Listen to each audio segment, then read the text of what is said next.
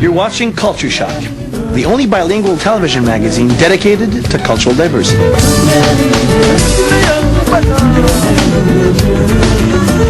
In a minute, the latest social craze in Canada's Chinese community, line dancing. I'm Marita's Carino.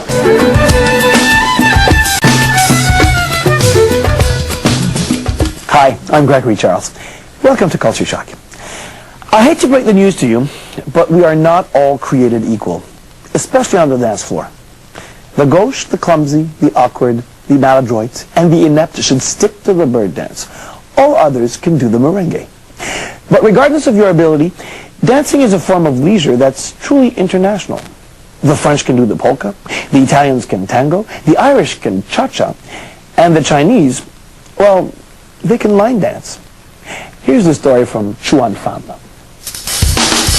For new immigrants to Canada, the road to integration is full of twists and turns, and adopting the North American way of life can create an interesting cultural mix.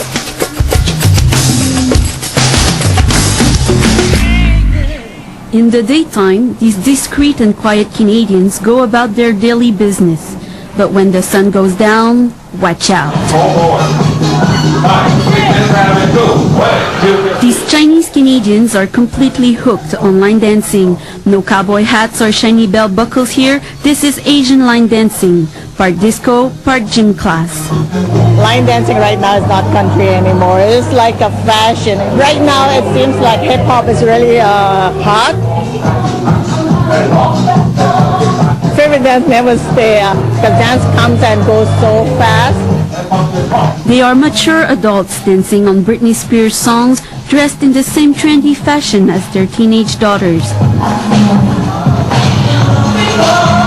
In Toronto, almost every night of the week, between 1 and 200 people go in suburban Chinese restaurants. The activity attracts mostly women over 40. Line dancing requires no physical contact. Finding a date, it seems, is not the point. We are past that age. Too old for that. A few men quietly get into the fray, but they're easily outnumbered. But of course, there's always a show-off in every crowd. First and foremost, they come to meet people and socialize. 50-year-old Ivy Tang is, like many of her friends, a housewife. When she first came to Canada, she looked for something to keep busy. Today, you'll find her on the dance floor 7 nights a week. When I immigrated to Canada in 1997, some of my friends said there's a line dance here in Canada which is going to be very popular, and they say, why don't you come and have a look?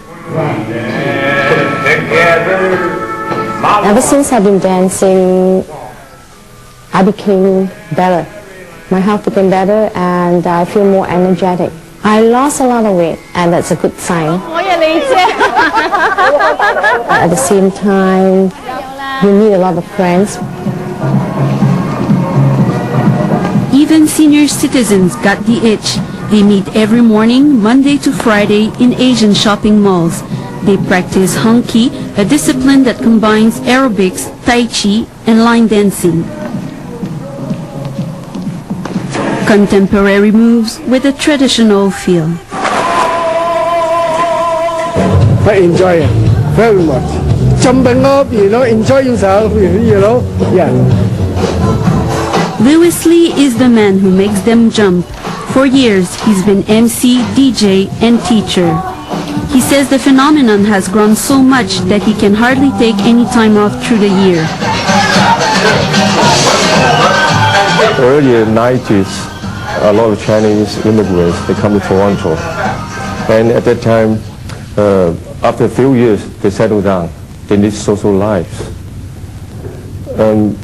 Line dancing was the best choice for them, because line dancing is enjoyable and healthy. Luckily, internet has made his job easier. He downloads the hottest tunes and shares dance moves with other teachers around the world. The line dancing phenomenon hit Toronto's Chinese community in 1996. To shore up business on slow nights, restaurant owners came up with a new formula, the Cantonese chow mein and line dance special. It became an overnight success. When he first retired, Nelson Wong began a second career as a teacher in the affluent suburb of Richmond Hill. He does it on a volunteer basis. Do it one more time. Just make sure that you didn't do it by chance. Twist and twist. Closes back. Forward point and forward point. Cross. Line dancing may look easy, but it requires lots of coordination and a good memory. This man was dragged over by his wife a year ago. He's still trying to work out his technique. Half turn. Oh, it's fun, but you know, the easier dances are okay, but when it gets to the harder stuff, I kind of find it hard to keep up. Back, basic, and back, basic. There are people who just don't have the musical cells, and it's very challenging for them. But usually I find no matter how bad you are in the tempo, you still be able to dance at a beginner's level. Eventually, everyone can find a beat that works for them. Finally, the most popular song for Chinese dancers all over the world is Michael Jackson's Billie Jean.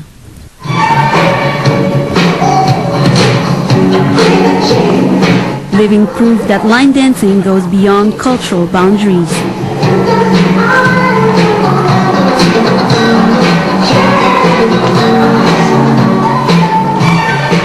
Wow. Chinese people dancing on Billie Jean. It's a fact. Why line dancing? Because it seems like to be an activity that is organized. It's usually Chinese people are more reserved, more restrained, and the fact that they can anticipate every step of the dance, it's a way for them to let it all loose for once in a while. There's no chaos. And they seem to be having a lot of fun. Yes, they do. They do have a lot of fun. I mean, it's a social activity more than a discipline. And as you can see, it's mostly women that are, whether they are housewife or they are retired. And for them, it's a way to get out of the house. Most of their husbands are out of town or they're alone at home. So for them, they want to meet other people. So that's a good way for them to do that. So they rehearse the thing, but do they ever present it in any way, shape, or form? Do they compete? No, only parties, like in Chinese restaurant, and they participate at every classes they can do. And it's mainly retired women, elderly women. Any young women interested in this yet? So far, I haven't seen none yet, and I think young Chinese, they go out in bars, in clubs. Do they do Britney Spears also? Yes, They do? They do. Man, fascinating. Thank you very much. After the break, culture à la carte. I wish there were more to poutine than this, you know?